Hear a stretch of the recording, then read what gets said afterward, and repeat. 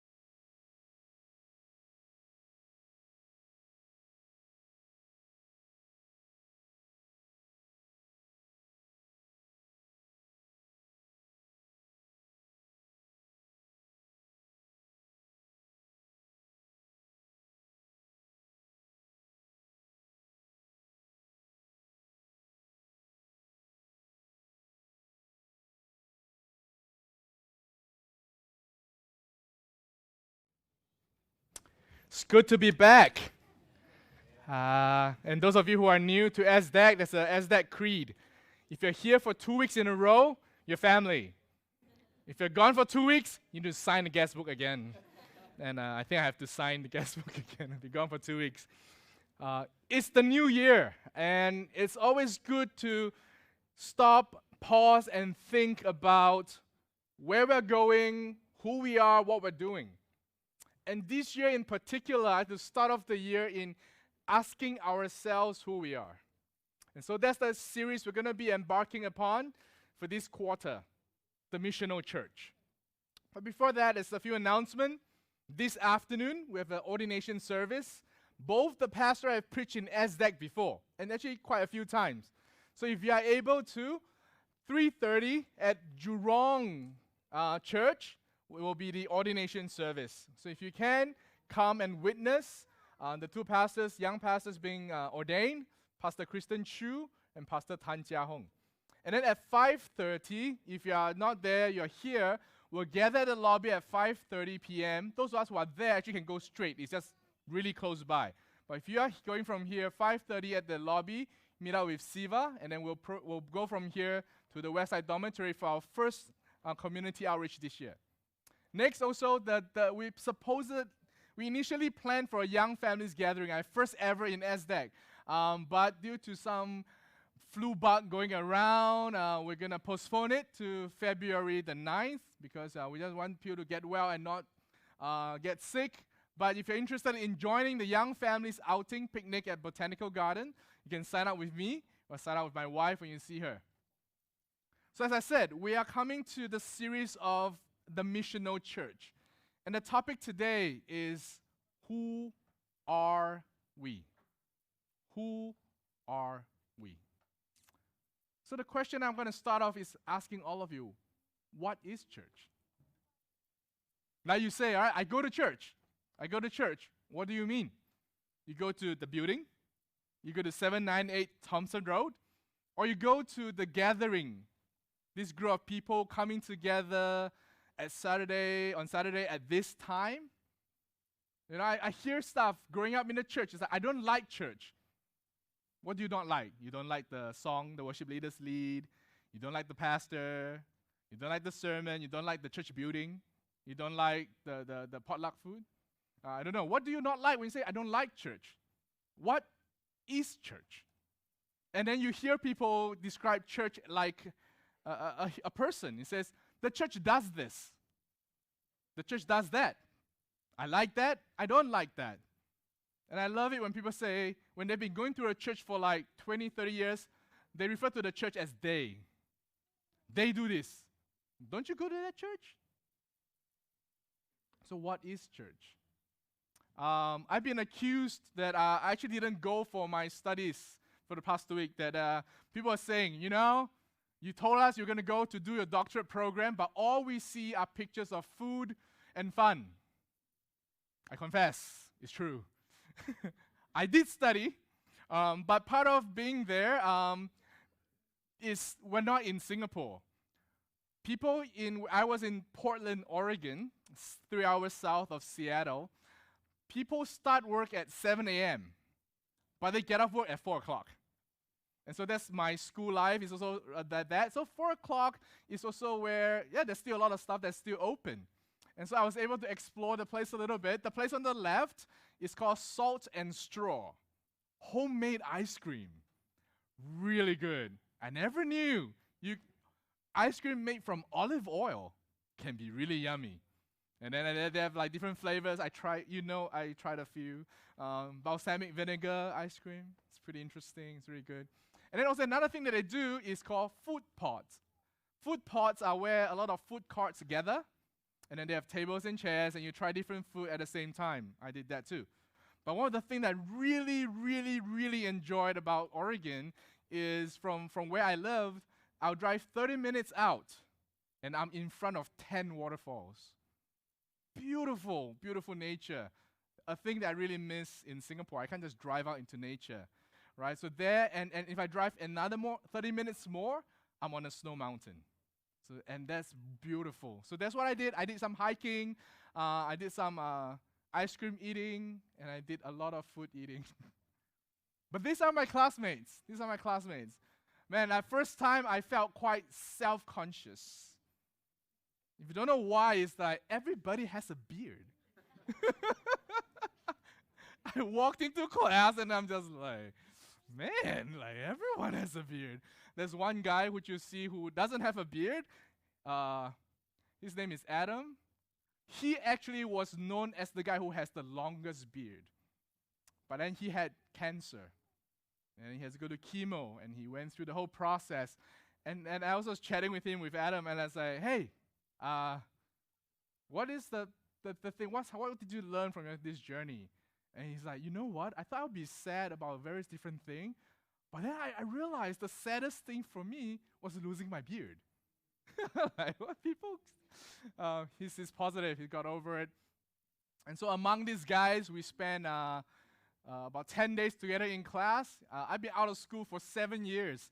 And to go back into class and having been like learning was wonderful. But at the same time, I was like not used to homework and reading. I have 20 books to read in 3 months. And just like, okay.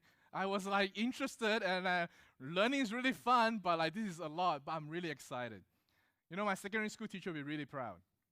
Miss Wong. I used to be like a borderline English student. I would just pass my English, just pass.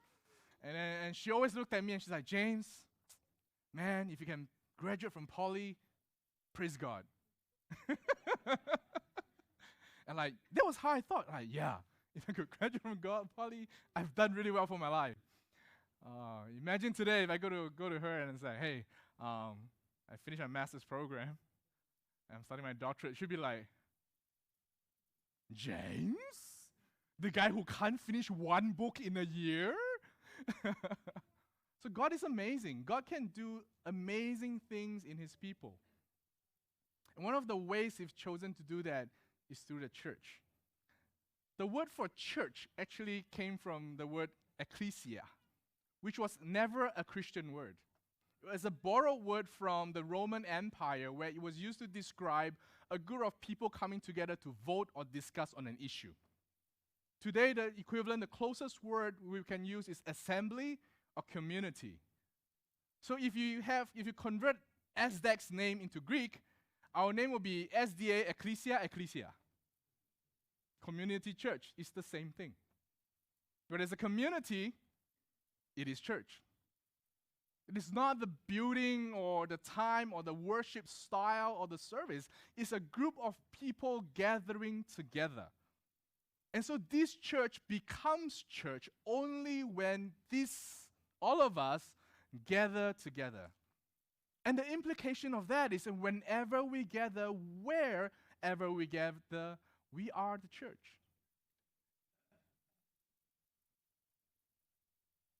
And so as often as you assemble, as often as God's people come together, you are God's representation to others.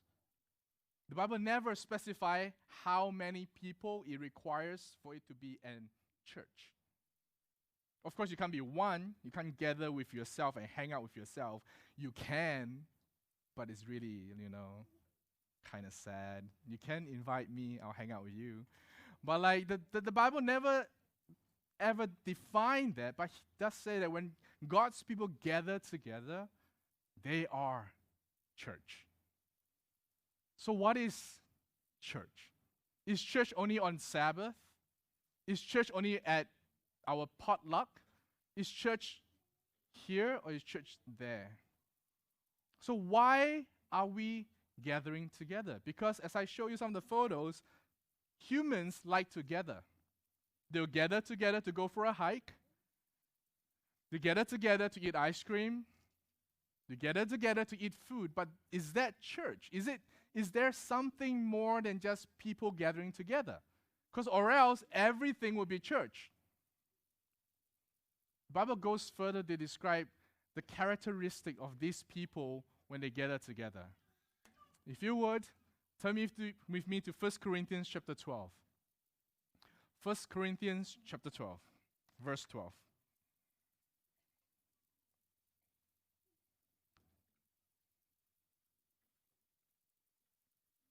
In 1 Corinthians chapter 12, verse 12, it says, "For just as the body is one and has many members, and all the members of the body, though many, are one body, so it is with Christ. For in one Spirit we were all baptized into one body, Jews or Greeks, slaves or free, and all were made to drink of one Spirit. For the body does not consist of one member, but many." So the first thing the Bible describes is that we are called a body. And it is amazing, when I was there with my class, we were talking about diversity. And one of the questions they were asking themselves, my classmates, was how to make their church more diverse. And so they were sharing how many different groups, and they were like, predominantly white. Portland is a very white city, so there's a lot of church where there's just all white people. And then they asked me, "James, how many what's the diversity like in your church?" And I'm like, "My church is not very big. We have about 150 people at most, 160 people. We have 23 countries." And they just stared at me and like, "How many?" 1 in 4 is from a different country, a different culture. And that's amazing to them. That's awesome. That's in their mind. That's church. It's so different, but you're gathering together. It goes on to say, "If the foot should say, 'Because I am not a hand, I do not belong to the body,' that would not make it any less a part of the body. And if the ear should say, 'Because I am not an eye, I do not belong to the body,' that would not make it any less a part of the body. If the whole body were an eye, where would be the sense of hearing? If the whole body were an ear, so strange, where would be the sense of smell?" In verse 18 it says, "But as it is, God arranged the members in the body, each one of them as He chose." So there you go. It says that all of us are supposed to be different, but are supposed to also belong together. It'd be really scary if all of us are exactly like each other. Dress the same, say the same thing, same height, that's weird. If a body only have hands, it's so weird. It's not a body. It's not normal. But there's also times where, because of the differences, because that we are different parts having different functions, there will be disagreement. There will be disagreement. My body likes to disagree with each other. The brain always tells the body, "James, we need to go to the gym. We need to go exercise. It's important for you." My hamstring begs to differ. Say, "Why are we doing squats today?" "Because it's good for you." My thighs, my calves, my hamstring says, "Stop torturing us." But I say, "I have to torture you for the heart." So I'm not the heart. Make the heart do the work. But the heart is doing the work. But the heart doesn't hurt. The toes hurt. But they're all interconnected. They're all important. They're all a part of the same body. And sometimes in church, that's the situation. For the sake of others, there's times where some part of the body suffer a little bit more than the others at certain moments in time. But it's for the overall health, overall goodness. Because as Christians, the fundamental definition of Christianity is what Jesus Christ did. He exists in a self-sacrificing, self-giving, others-focused mindset. And in the church, in this body, we must learn to, if we become what God described us to be, the first thought is not us, not me, but others that's around us. How do we serve others? Let us go on. On the contrary, If all were to be a single member, where would the body be? Verse 19. Verse 20, as it is, there are many parts, yet one body. The eye cannot say to the hand, I have no need of you, nor again the head to the feet, I have no need of you. On the contrary, the part of the body that seems to be weaker are indispensable. Are there among us people who are weaker in whatever areas? They are important. And on this part of the body that we think less honorable, we bestow the greater honor, and our unpresentable parts are treated with great modesty. One of the reasons I didn't go into medicine was I don't like cutting stuff. But then I like cutting food for cooking anyway. But like I can't stand like the knife on the, and then blood like, couldn't. But guess what? Those are the parts that's inside that we can't see very often are usually the parts we ignored. You only pay attention to them when you go for a yearly body checkup. And then they tell you, hey, you have fatty liver. Which one is my liver? Or your high cholesterol, your heart has like veins stuck to it and it's not flowing really well. Oh, heart. Here. But most of the time, what do we look at? The face. Every morning, right? First thing, wake up, check the mirror. How many of you check your heartbeat every morning? That's what the Bible is saying. Like, there's part of us that's not as important, but we pay more attention to. But there's part of us who are actually not very beautiful. Like your heart, if you look at some of those documentary about the inner organs, they're not very nice to like, ooh, what a beautiful heart. Figuratively, yeah, we say that, but literally, like, ooh, what a beautiful kidney. We don't say that, but they are essential to our existence and living. In the church, there are things that people who actually are functioning in that aspect, they're not visible, may not be beautiful to behold. They're not the pastor who's preaching on stage, nor the worship leader who's singing beautiful song, but they are there, essential to the church, but not noticed very often. And that's the body. The body is not, I'm not saying one is better than the other, one is more important, but all parts of the body is essential. It's essential.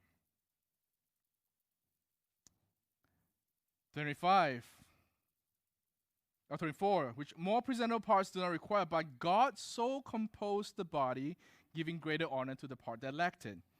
25, that there may be no division in the body, but that the members may have the same care for one another. What is church? Church is a group of people coming together, not by their own choice sometimes. It says God arranged it, God brought them together. And God has a sense of humor. He usually likes to partner people who really annoy each other. Like in the classroom, right? You're just always sitting beside the person who annoys you the most. Somehow, it's always the case. But God arranged it, and God asks us to show the world something different. Because in the world, in your school, in your workplace, when you don't like somebody, what do? You don't talk to that person. You take a bus, you take an MRT, and you look at this guy, you don't like his face. You just ignore him. But in church, God challenges his body, the church, that he's brought together, says, that person that you really don't like, care for him.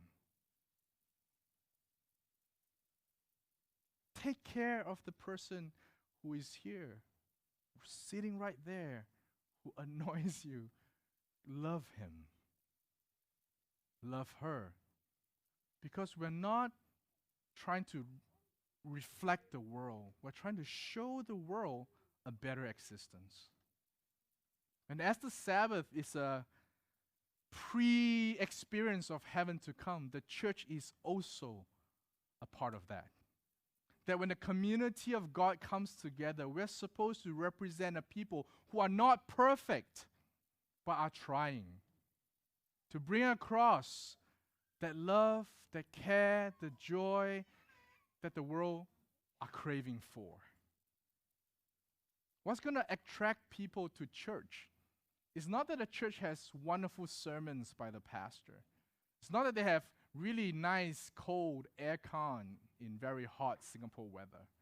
It's not that they're going to have nice chairs, nice lights. It's because when they come to church, they experience the people who are just like them acting very differently from them. Not because they can by their own strength, but because God has enabled them to do that for one another. When we see each other not as somebody else, but as a part of our body. And how? Go with me to Colossians chapter 1.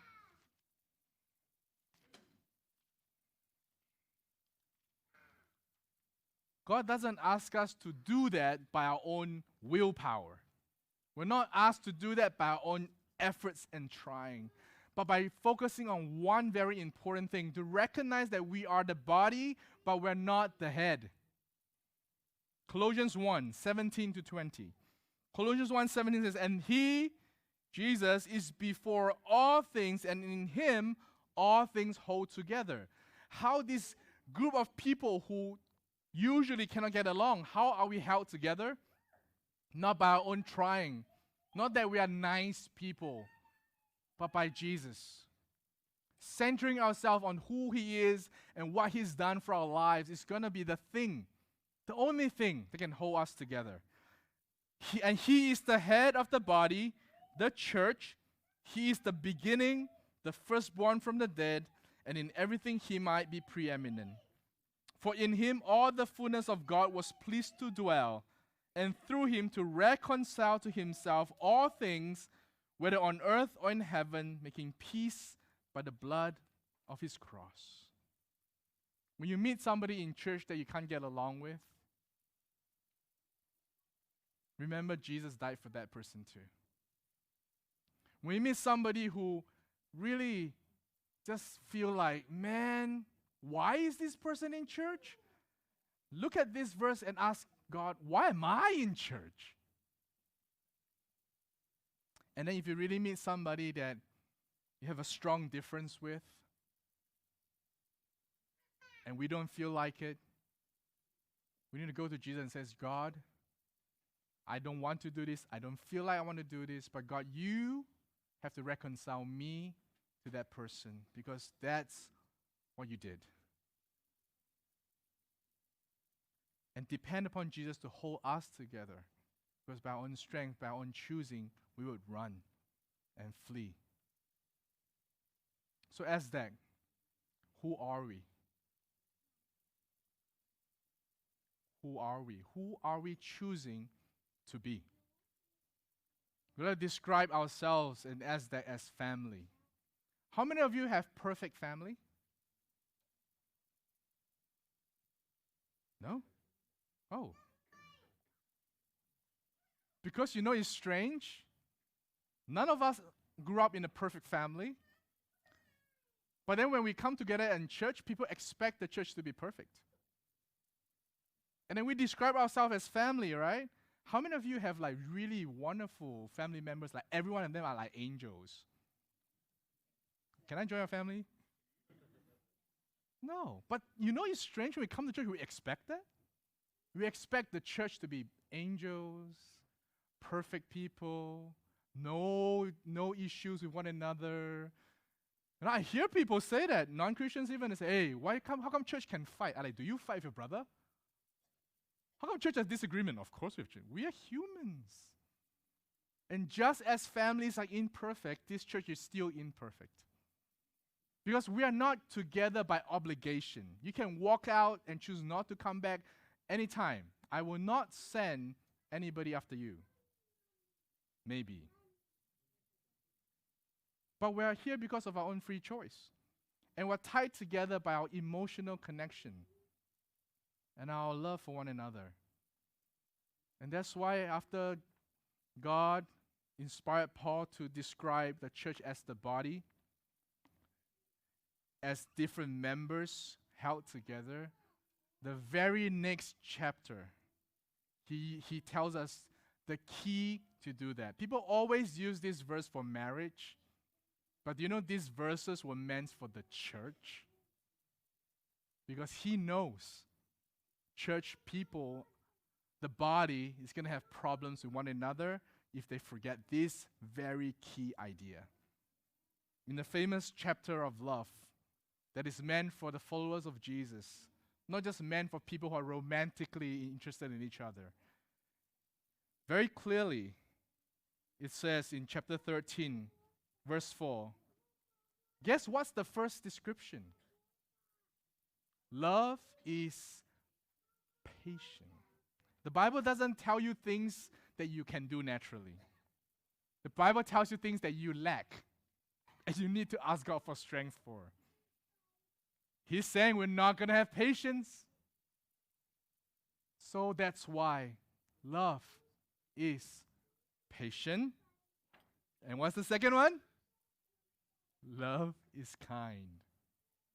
You know, we tend to be the rudest, most disrespectful to the one we are closest with.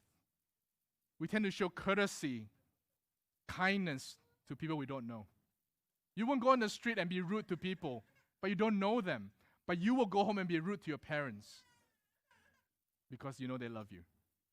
And in church, it's very much the same. We tend to be kind, polite to visitors. But to one another, we've known for 20, 30, 40, 50 years. We forget kindness. That's why the Bible says love is patient. Love is kind. It does not envy or boast. It is not arrogant or rude. It does not, this is the hardest one. I should read it before every meeting we ever have in SDACC. It does not insist on its own way. The first person that needs to read this is me. We like to insist on our own way of doing things, don't we? But the Bible says love does not insist on its own way of doing things. It is not irritable. It is not resentful. It does not rejoice at wrongdoing. You would not believe that in my class, just the last 2 weeks, we had a professor who was a consultant to churches who are breaking up. He's consulted with Pentecostal churches, Presbyterian churches, Anglican churches, churches that's 100 people, churches that's 5,000 people. And you hear these stories of crazy stuff that happens in church. And one of the things he shares is that there's always half the church or groups of church who are excited and happy when the other group mess up. Aha! They're wrong. Kick them out of the church. Yay, have a party. And he goes in there and like, guys, what are you doing? Why are you rejoicing at wrongdoing? But rejoices with the truth. And it ends with this admonition. Love bears all things, believes all things, hopes all things, endures all things. So SDACC, who are we? What are we going to choose to do? If the church wants to be God's representation, God's light and God's salt to the world, we have to first ask ourselves, what are we choosing to portray to one another in this church? Are we going to show love? Are we going to show something else?